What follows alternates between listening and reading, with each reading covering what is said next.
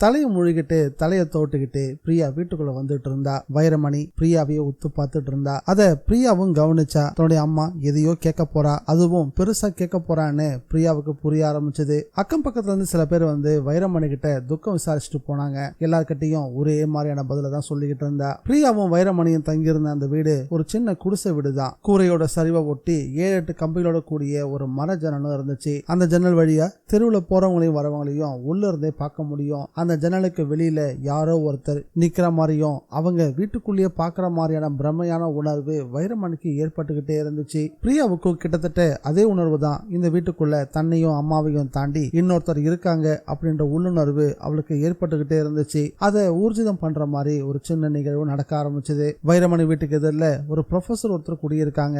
அவங்களுடைய பொண்ணு காயத்ரி அவ ஒரு குட்டி நாயை வச்சிருப்பா. எங்க போனாலும் அந்த குட்டி நாயை கூடவே கூட்டிட்டு போறது அந்த பொண்ணுடைய வழக்கம். அந்த குழந்தை காயத்ரி அடிக்கடி வைரமணியோட வீட்டுக்கு வரதும் உண்டு. வைரமணி கிட்டையும் பிரியா கிட்டையும் சகஜமா பேசுறதும் உண்டு. சின்ன சின்ன வேலைகளுக்காக அந்த ப்ரொஃபசர் வைரமணிய கூப்பிடுவாங்க. வைரமணியும் போய் உதவி செஞ்சுட்டு வருவாங்க. அன்னைக்கும் அப்படிதான். காயத்ரி நேரா வீட்டுக்குள்ள வந்தா. வீட்டுக்குள்ள வரும்போது அவருடைய குட்டி நாயும் கூடவே வந்துச்சு. வீட்டுக்குள்ள வந்த அந்த குட்டி நாய் வீட்டோட ஒரு மூளைய பார்த்து பலமா குலைக்கவும் ஆரம்பிச்சது. அந்த மூளையில ஒரு சின்ன மாடம் வச்சிருந்தாங்க. அந்த மாடத்துக்கு மேல ஒரு பார்பி பொம்மையும் இருந்துச்சு.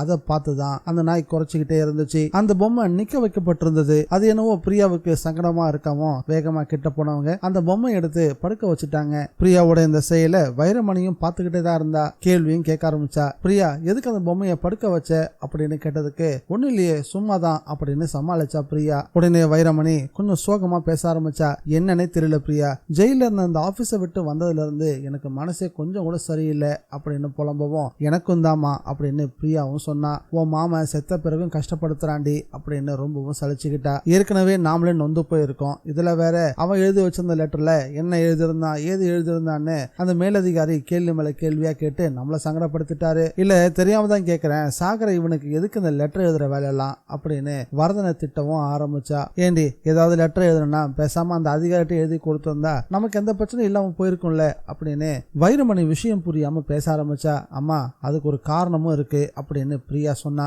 என்ன காரணம் அப்படின்னு வைரமணி கேட்க, அதை உங்ககிட்ட நான் எப்படி சொல்றதுன்னே தெரியலம்மா, சொன்னா நீ என்ன பண்ணுவீங்கன்னு எனக்கு பயமா இருக்கு அப்படின்னு பிரியா சொல்லவும் எனக்கு என்னவோ நீ வந்ததுல இருந்து ஏதோ புதிர் போட்டு பேசுற மாதிரியே தான் இருக்கு. நீ எதையோ மறைக்கிறேன்னு எனக்கு தெளிவா தெரியுது. ஆனா உன் வாயில இருந்து ஒரு வார்த்தையும் வரமாட்டேங்குது. என் தலையில அடிச்சு சத்தியம் பண்ணும் போதே உன் கை நடுங்குச்சு. நான் அதை கவனிச்சேன். அப்ப நீ பொய் சத்தியம் தானே பண்ண அப்படின்னு வைரமணி கேட்கவும் பிரியாவுக்கு ஆமான்னு சொல்றதா இல்லைன்னு சொல்றதான்னு சங்கடமா போச்சு. அதே நேரத்துல வைரமணி குரல் நடுங்கிட்டு பிரியா அங்க பாருடி அப்படின்னு சொன்னா. என்னம்மா அப்படின்னு கேட்டதுக்கு இப்பதானே அந்த பொம்மை எடுத்து நீ படுக்க வச்ச, அந்த பொம்மை நிக்குது பாரு, என்னடி இது அப்படின்னு வைரமணி பதட்டமா கேட்கவும் பிரியாவும் திரும்பி பார்த்தா. அவ படுக்க வச்சிருந்த அந்த பார்பி பொம்மை இப்ப நின்றுட்டு இருந்துச்சு. அதை பார்த்ததும் பிரியாவுக்கு முகம் பூரா வேர்க்க ஆரம்பிச்சிருச்சு. ஏ பிரியா, இந்த வீட்டுல நீ நானும் மட்டும்தான் இருக்கோம், யாரும் உள்ள வரவும் இல்ல, அப்புறம் எப்படி இது நிக்குது, என்ன மாயமந்திரம் நடக்குதா அப்படின்னு பயத்தோட பேச ஆரம்பிச்சா. அம்மா இது மாயமந்திரம் எல்லாம் இல்ல, எல்லாம் உன் தம்பியோட வேலை தான் அப்படின்னு தயங்கிக்கிட்டே சொல்ல ஆரம்பிச்சா. என்னடி உளற, யாரு வரதனையா சொல்ற அப்படின்னு கேட்கவும் ஆமாமா மாமா லெட்டர்ல எழுதி வச்ச மாதிரியே நம்மளையே சுத்தி சுத்தி தான் வந்துகிட்டு இருக்காரு அப்படின்னு சொன்னதும் பதறி போயிட்டா வைரமணி. என்னடி சொல்ற அப்படின்னு கேட்டவளுக்கு முகம் பூரா வேர்க்க ஆரம்பிச்சிருச்சு. அம்மா தயவுசெய்து பதறப்படாத, இனியும் அந்த லெட்டர் விஷயத்தை உங்கள்கிட்ட வந்து மறைக்கிறது சரியில்லை அப்படின்னு சொல்லிட்டு லெட்டர்ல வரதன் என்னெல்லாம் எழுதியிருந்தானோ அதை அப்படியே ஒண்ணு விடாம வைரமணி கிட்ட சொல்லி முடிச்சா பிரியா. எல்லாத்தையும் பொறுமையா கேட்டுட்டு அட பாவி பய, நீ செத்து போய் எங்களுக்கு இப்படி சங்கடத்தை கொடுக்கறியாடா அப்படின்னு புலம்ப ஆரம்பிச்சா. அது மட்டும் இல்லாம ஏண்டி பிரியா நீ அடுத்து நடி பண்ண போறேன்னு பிரியாவை சந்தேகமா கேட்கவும் அம்மா மாமா தப்பான பேர் வழிதான், ஆனா தன்னோட உயிர் போகிறதுக்கு முன்னாடி ஒரு நல்லது செய்யணும் அப்படின்னு நினைச்சிருக்காரு. தான் பண்ண தப்புக்கு பிராயச்சித்தம் தேடணும்னு நினைச்சிருக்காரு. இதுல என்னம்மா தப்பு இருக்கு, அவருக்கு தெரிஞ்ச வழியில நமக்கு தகவலை கொடுத்திருக்காரு. இங்க காயத்ரியோட நாய்க்குட்டி வந்தப்போ கூட அதை கத்தனை வச்சு மாமாவோட ஆவி இங்கதான் இருக்கு அப்படின்னு நான் யூகிச்சிட்டேன். அதான் அந்த பொம்மையை படுக்க வச்சேன். அந்த பொம்மையை படுக்க வைக்கும் போது ஏதாவது நடக்கும்னு எனக்கு தோணுச்சு. நான் நினைச்ச மாதிரியே மாமா அதை நிமித்து வச்சு நான் இங்கதான் இருக்கேன்னு சொல்லாம சொல்லிட்டாரு. இதை கேட்டதும் வைரமணிக்கு இதய துடிப்பு அதிகமாக ஆரம்பிச்சது. அப்போ வரதா இங்கதான் இருக்கானாடி அப்படின்னு சந்தேகமா கேட்கவும் ஆமாமா இங்கதான் எங்கேயோ இருக்காரு அப்படின்னு சொல்லி பிரியா வாய கூட மூடல. சமயக்கட்டுல இருந்த சொம்பு ஒண்ணு யாரோ தள்ளி விட்டது மாதிரி கீழே விழுந்துச்சு. அந்த சொம்பு உருண்டு வந்து வைரமணியோட கால் அடியில நின்னுச்சு. அடுத்த நிமிஷமே வைரமணி வரதா அப்படின்னு அலறவே ஆரம்பிச்சுட்டா. அம்மா தயவு செஞ்சு பயப்படாத, மாமா நமக்கு உதவி செய்ய தான் வந்திருக்காரு, நீ தைரியமா இரு, நீ நானும் இப்ப மாமா கூட பேசி ஆகணும், முதல்ல அவர் கூட பேசுவோம், அதுக்கப்புறம் என்ன பண்ணலான்றத முடிவு செய்யலாம் அப்படின்னு சொல்லி வரதன் கூட பேசுறதுக்கான ஒரு புது வழிமுறையை கண்டுபிடிச்சா. தன்னோட மேஜர் டிராயர்ல இருந்து ஒரு நோட்டு புக்கையும் ஒரு பேனாவையும் எடுத்து மேசை மேல வச்சா. இப்ப என்னடி எழுத போற அப்படின்னு வைரமணி கேட்கவும், நான் எழுத போறது இல்ல, உன் தம்பி தான் அவர் சொல்ல நினைக்கிறத இது வழியா எழுத போறாரு அப்படின்னு பிரியா சொன்னதும் வைரமணிக்கு உடம்பெல்லாம் சில்லிட்டு போச்சு. இது எப்படி நடக்கும் அப்படின்னு சந்தேகமா கேட்கவும், அம்மா உனக்கு தெரியாது, இப்ப உலகம் முழுசும் இதுதான் வழக்கம், ஆவிகள் கூட பேசுறத பத்தி நீ கேள்விப்பட்டதே இல்லையா அப்படின்னு வைரமணி கிட்ட கேட்டதும் அவள்கிட்ட அதுக்கான பதில் இல்ல.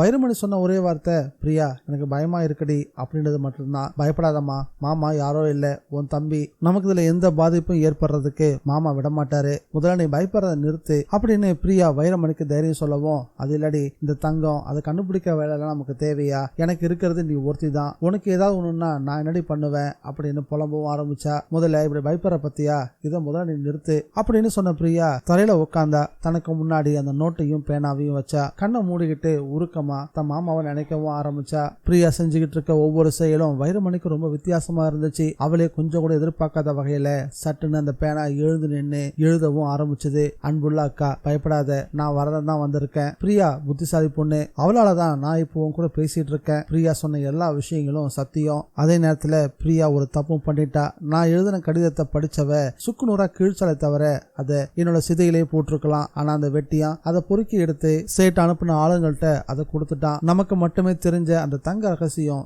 இப்போ அந்த சேட்டோட கைக்கூலிகளுக்கும் தெரிஞ்சிருச்சு. அவனுங்க நமக்கு முன்னாடி செருவராயன் மலைக்கு கிளம்பிட்டானுங்க. அவனுங்க மலைக்கு போனாலும் நான் தங்கத்தை பதுக்கி வச்சிருக்கிறேன் அந்த மஞ்ச கடமை மரத்தை நெருங்காம பாத்துக்க வேண்டியது என்னுடைய வேலை. நீயும் பிரியாவும் தாமதம் செய்யாதீங்க, உடனே நீங்களும் செருவராயன் மலைக்கு புறப்படுங்க. சேட்டோட ஆட்கள் கிட்ட அந்த தங்கம் மட்டும் கிடைச்சிடவே கூடாது.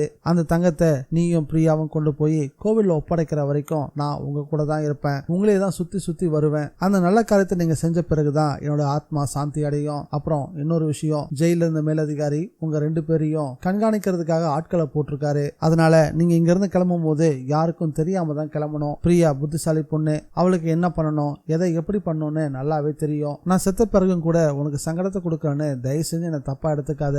எனக்கு உதவி செய்யறதுக்கு உங்களை விட்டா வேற யாரும் இல்ல. கடவுள் சொத்து கண்ணவன் கைக்கு போயிடவே கூடாது, அது கோவிலுக்கு தான் போய் சேரணும். கடவுள் மேல பாரத்தை போட்டுட்டு எனக்காக நீங்க 2 பேரும் களத்துல இறங்கணும். மிச்சம் எல்லாமே தானா நடக்கும், நானும் உங்க கூட இருப்பேன். பிரியா கண் திறந்து பார்த்தா. லெட்டர் எடுத்து படிக்கவும் செஞ்சா. வைரமணியும் அதை வாங்கி படிச்சு பார்த்தா. அதுக்கு மேல வைரமணி கிட்ட இருந்து வார்த்தைகளே வரல. அம்மா நம்ம முதல்ல இங்க இருந்து கிளம்பணும், ஆனா நம்ம கிளம்புறது வேற யாருக்கும் தெரியக்கூடாது அப்படின்னு சொல்லிட்டு வீட்டை விட்டு சாதாரணமா வெளியே வந்த பிரியா நோட்டம் பார்க்க ஆரம்பிச்சா. வரதன் சொன்ன மாதிரியே தெருவுக்கு முனையில இருந்த ஒரு டீ கடையில ஒரு நபர் டீ குடிச்சுக்கிட்டு கூட பேப்பரும் படிச்சுக்கிட்டு இருந்தான். ஆனா அவனுடைய கண்கள் முழுக்கவும் வைரமணியோட வீட்டு மேலதான் இருந்துச்சு. வீட்டுக்குள்ள வந்த பிரியா தீர்க்கமா யோசிச்சு ஒரு முடிவெடுத்தா. பக்கத்து வீட்டுக்கு போய் ஒரு போன் பண்ணணும்னு சொல்லிட்டு தன்னுடைய ஃப்ரெண்டு மெஹருனிஷாவுக்கு போன் பண்ணி உடனே வீட்டுக்கு வரணும் அப்படின்னு கேட்டுக்கிட்டா. வரும்போது மறக்காம உன் தங்கச்சியும் கூட்டிட்டு வந்துரு, கூடவே கோஷாவையும் போட்டுட்டு நேரா ஆட்டோல வந்து எங்க வீட்டுக்கு முன்னாடி இறங்கு அப்படின்னு சொன்னா. மெஹருனிஷா என்ன எதுன்னு விசாரிக்கவும், நீ நேரா வா, எல்லாத்தையும் நான் சொல்றேன் அப்படின்னு சொல்லி போனை வச்சா.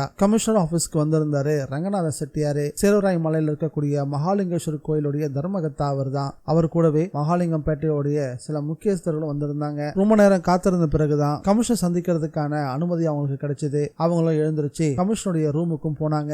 உள்ள போனதும் உட்காருங்க, என்ன விஷயம் அப்படின்னு விசாரிக்க ஆரம்பிச்சாரு கமிஷனர். எங்க ஊர் கோவில்ல திருட்டு போன தங்க கட்டிங்க அப்புறம் நகை சம்பந்தமா உங்களை பார்த்து பேசிட்டு போலாம் வந்திருக்கோம் அப்படின்னு தர்மகர்த்தா சொல்லவும், எந்த ஊரு அப்படின்னு கேட்டார் கமிஷனர். மகாலிங்கம் பேட்டைங்க. ஓ, அந்த மலை கோவில் திருட்டா அப்படின்னு கமிஷனர் கேட்டதுக்கு ஆமான்னு சொன்னார் தர்மகர்த்தா. சார், திருட்டு போய் பல வருஷங்கள் ஆச்சு, எங்களுக்கு போலீஸ் தரப்புல இருந்து எந்த ஒரு நல்ல பதிலும் வரவே இல்லை, பதிலே வரலன்னா திருடன் இன்னும் பிடிக்கலன்னு அர்த்தம் அப்படின்னு கமிஷனர் கொஞ்சம் கோபமா சொல்லவும், இப்படி சொன்னா எப்படிங்க ஐயா, நம்ம ஊர் போலீஸுக்கு உலகம் பூரா நல்ல பேர் இருக்கு, சினிமால கூட நம்ம போலீஸை பத்தி ரொம்ப உயரா பேசிட்டு இருக்காங்க, அதெல்லாம் உண்மைதான், சம்பந்தப்பட்ட திருடன் யாருன்றதை கண்டுபிடிச்சதானே அவன் நகையை வாங்க முடியும் அப்படின்னு கமிஷனர் சொல்லவும், ஐயா நீங்களே இப்படி சொன்னா எப்படிங்க, களவு போன தங்கத்துல ஒரு சொர்ணலிங்கம் செஞ்சு வைக்கலான்னு இருந்தோம், அப்படியே தங்கரதம் செய்யலான்னு திட்டம் போட்டிருந்தோம், கோவிலுக்காக தங்கத்தை கொடுத்தவங்க இப்போ நெருக்கடி கொடுத்து கேள்வி கேட்க ஆரம்பிச்சுட்டாங்க, தங்கம் உண்மையிலே திருடு போயிருச்சா இல்ல நீங்களே தங்கத்தை பங்கு போட்டு எடுத்துக்கிட்டீங்களான்னு எங்க மேலே சந்தேகப்படுறாங்க அப்படின்னு தர்மகர்த்தா தன்னுடைய இக்கட்டான சூழ்நிலையை கமிஷனர் கிட்ட விளக்கமா சொல்லிக்கிட்டு இருந்தாரு.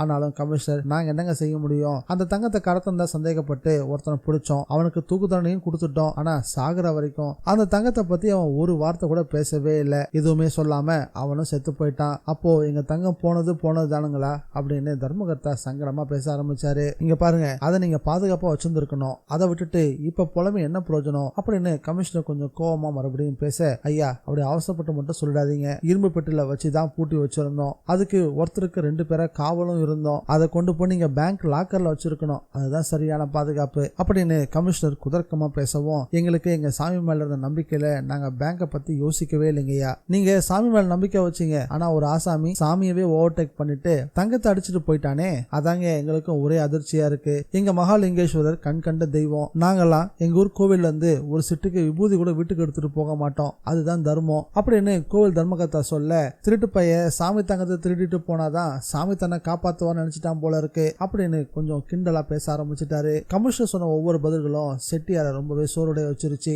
என்னதான் கோவமாவும் கிண்டலா பேசினாலும் அவங்களுடைய சூழ்நிலை என்னன்றத கமிஷனர் புரிஞ்சுக்கவும் ஆரம்பிச்சாரு. கவலைப்படாதீங்க, எங்க டிபார்ட்மெண்ட்ல எந்த திருடனையும் எப்பயும் விட்டு வச்சதில்ல, அந்த திருட்டு பைய இப்ப வேணா சிக்காம இருக்கலாம், ஆனா கூடிய சீக்கிரம் சிக்கதான் போறான், அப்போ உங்க கோவிலுக்கு சொந்தமான நகை உங்க கோவிலை தேடி தானா வரும் அப்படின்னு கடைசியா அவர் சொன்ன பதில் தான் கொஞ்சம் ஆறுதலா இருந்துச்சு. நீங்க சொல்றது சரிதாங்க, ஆனா வர பௌர்ணமி அன்னைக்கு எங்க கோவில்ல திருவிழா வருது, அன்னைக்கு தங்கத்தேர் செய்யாட்டியும் மரத்திலேயாவது ஒரு தேரை செஞ்சு ஓட்டிடணும் அப்படின்னு நாங்க முடிவு எடுத்திருக்கோம், அதுக்குள்ள காணாம போன தங்கம் பத்தி ஏதாவது தகவல் கிடைச்சிச்சுன்னா கொஞ்சம் நல்லா இருக்கும்னு பார்த்தோம் அப்படின்னு தர்மகர்த்தா இழுத்த மாதிரி சொல்லவும், இது வரைக்கும் எந்த தகவலும் இல்ல, இனி கிடைக்கலாம், நீங்க எதுக்காக காத்திருக்காம மரத்தேருக்கே முயற்சி செய்யுங்க, அப்படியே சாமி கிட்ட அந்த திருட்டு பையன் மாட்டிக்கணும், தங்கம் எல்லாம் திரும்ப வந்து சேரணும்னு உருக்கமா வேண்டிக்கவும் சொல்லுங்க. இப்பெல்லாம் திருடனுங்க ரொம்ப ஹைடெக்கா மாறிட்டானுங்க, மோப்பனாயவை ஏமாத்தி தண்ணி காட்ட ஆரம்பிச்சுட்டானுங்க, திருட வர இடத்துல வேர்வை கூட சிந்தாம கவனமா பாத்துக்கிறானுங்க, என்ன பண்றது, காலம் மாறி போச்சுல்ல அப்படின்னு கமிஷன் சொன்ன பதில கேட்டதும் கொஞ்சம் சங்கடமா இருந்தாலும்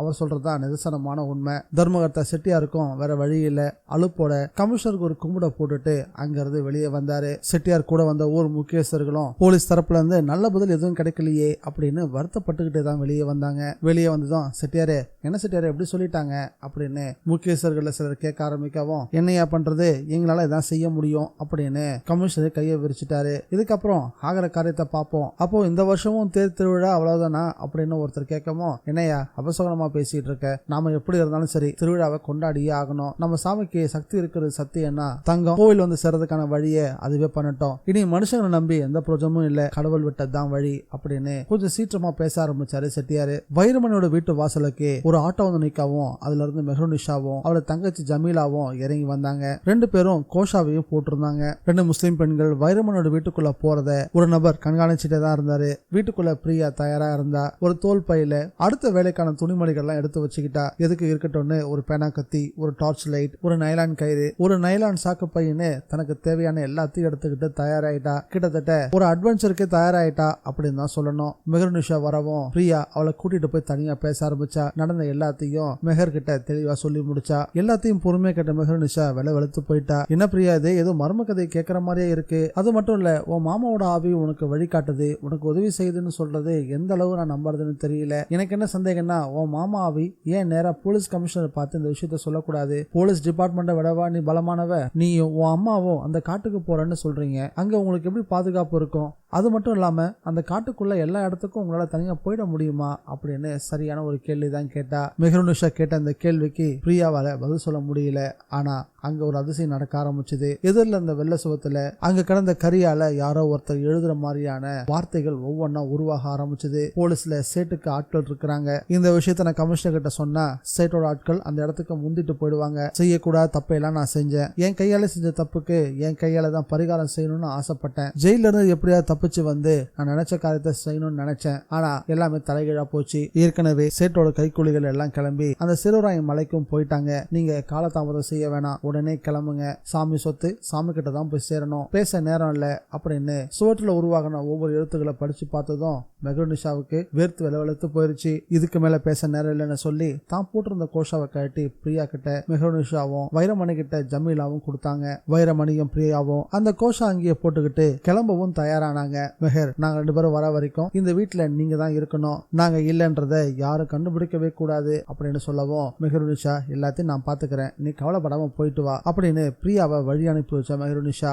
வைரமணியும் பிரியாவும் ஆட்டோட ஏறவும் ஆட்டோ வேகம் எடுக்க ஆரம்பிச்சது. பாவம் அந்த போலீஸ் உளவாளி யாரோ 2 முஸ்லிம் பெண்கள் வீட்டுக்கு வந்தாங்க, துக்கம் விசாரிச்சுட்டு திரும்ப போயிட்டாங்க அப்படின்னு தான் தன்னோட உயர் அதிகாரிக்கு தகவல் கொடுத்துட்டு இருந்தான். ஒட்டுமொத்தத்துல வைரமணியும் பிரியாவும் போலீஸ் கண்ணில் மண்ணை தூவிட்டு அந்த மலை கிராமத்துக்கு கிளம்பிட்டாங்க.